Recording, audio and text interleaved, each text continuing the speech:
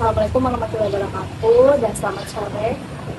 Pertama-tama izinkan saya memperkenalkan diri terlebih dahulu. Perkenalkan, nama saya Syakira Syamsyam, bisa dipanggil Sila, salah satu mahasiswa Fakultas Psikologi Universitas Negeri Makassar.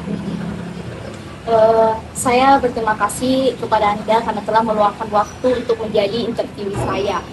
Saya sangat menghargai kebersediaan Anda untuk berbagi pengalaman dan pandangan Anda. Nah, sebelum kita mulai, silakan memperkenalkan diri terlebih dahulu. Baik, terima kasih. Nama saya Muhammad Arham Merakulu. Saya sebagai interview atau narasumber dalam wawancara kali ini. Terima kasih. Adapun tujuan wawancara ini itu untuk menelusuri informasi tentang bagaimana keseharian siswa, perilaku sosial mereka, dan bagaimana motivasinya dalam menjalani keseharian selama mengambil gap year. Dan tentu saja pandangan Anda serta pengalaman Anda itu akan sangat berharga bagi saya. Saya sangat tertarik untuk mendengar pengalaman dan pandangan Anda mengenai keputusan mengambil gap year. Nah, apakah Anda sudah siap? Siap. Bagaimana perjalanan Anda tadi di sini? Perjalanannya lancar, aman, tidak ada kendala. Kabar Anda baik? Baik, alhamdulillah. Saya mulai langsung. Baik saja, langsung saja saya mulai. Apa Anda itu memutuskan untuk mengambil gap year itu apa ada alasannya? Ada? Boleh jelaskan? Baik, saya mengambil gap year tentunya sebagai siswa kelas 12 tentunya pasti mengikuti berbagai tahapan untuk masuk perguruan tinggi, entah itu ikut SNBP yang pada akhirnya tidak lulus, kemudian SNBP dan tidak lulus juga, dan ada pilihan lain mandiri atau mendaftar di kampus swasta. Tapi pada dasarnya bukan itu sih, karena saya mendaftar taruna kedinasan dan pada saat itu gugur, sehingga saya memutuskan untuk fokus untuk mengambil pendaftaran, mengambil ataupun mengeluangkan waktu untuk tes kedinasan sembari menunggu itu tes tahun depan. Itu alasan gap year. Dan kalaupun gap year-nya untuk masuk perkuliahan, saya juga melakukannya dengan alasan karena jurusan yang diinginkan sih. Ada jurusan. Oh, jadi Anda sempat ikut SNBP? Semuanya SNBP dan SNBP. Itu tidak ini ya? Yes. Nah, apa ada kegiatan yang Anda lakukan selama gap year? Ya tentunya ada, karena kan gap year itu bukan nganggur biasa. Gap year kan ada tujuannya. Bahkan semi gap year pun ada. Jadi saya tetap mengisi waktu luang untuk nyicil belajar untuk persiapan tahun depan begitu, untuk tes yang saya inginkan, entah itu masuk kuliah ataupun hal yang lain. Sempat ini ikut les-les kayak gitu? Untuk les sih tidak, mandiri saja belajarnya.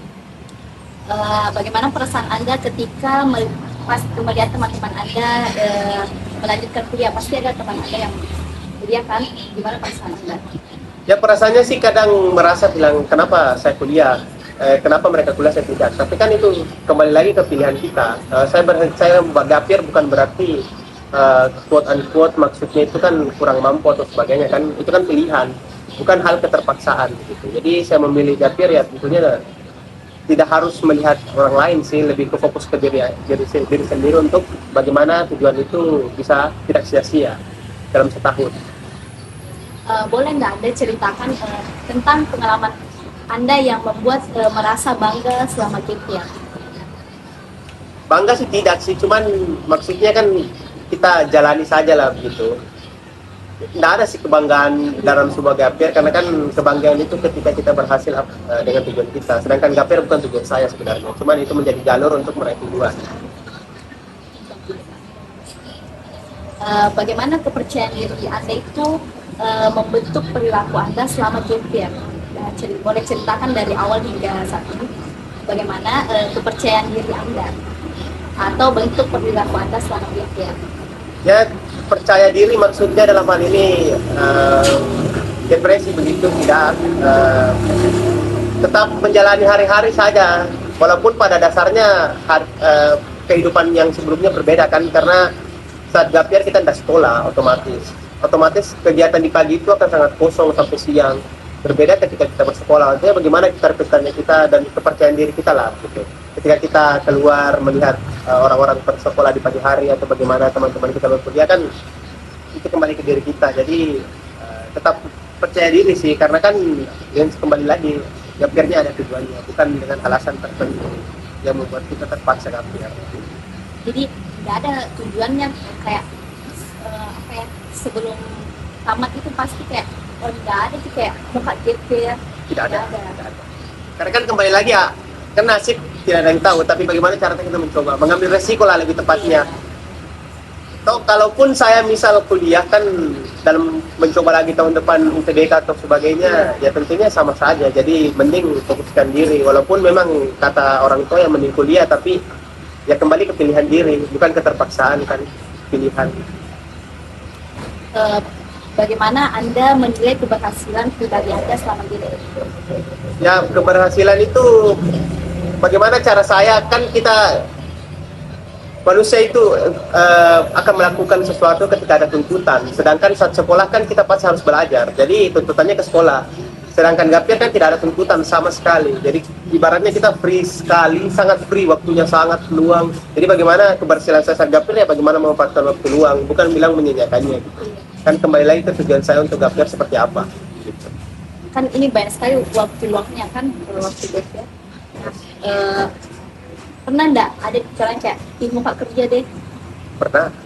Sempat kerja. Tidak sih, karena orang tua bilang nggak usah lah. Kamu bukan gapir untuk kamu dikasih gapir bukan karena nggak mampu dikasih kuliah, cuman mending fokus saja. Nanti insya Allah itu kalau sudah kuliah ataupun hal lain kan tentunya bisa menghasilkan jadi freelance lah. Tidak untuk sekarang, itu saya ikuti saran orang tua.